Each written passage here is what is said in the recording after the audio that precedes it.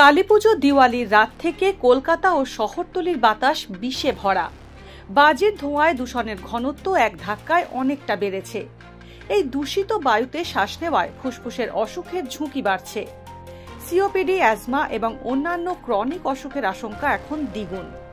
এই বিষাক্ত বায়ুর হাত থেকে নিস্তার নেই, কিন্তু ফুসফুসের কথা ভাবতে হবে। এর জন্য কি করবেন? এই পরিস্থিতির হাত থেকে বাঁচার একমাত্র সহজ উপায় হলো মাস্ক ব্যবহার করা। চিকিৎসকদের মতে রাস্তায় বেরোলে মাস্ক পরা বাধ্যতামূলক হওয়া উচিত। প্রয়োজনে দুটো মাস্কও পরতে পারেন। বাজির ধোঁয়া থেকে যতটা দূরে থাকা যায় ততই মঙ্গল। প্রয়োজনে ঘরের জানলা দরজা বন্ধ রাখুন। সিওপিডি বা অ্যাজমা রোগী হলে হাতের কাছে ইনহেলার বা নেবুলাইজার রাখুন।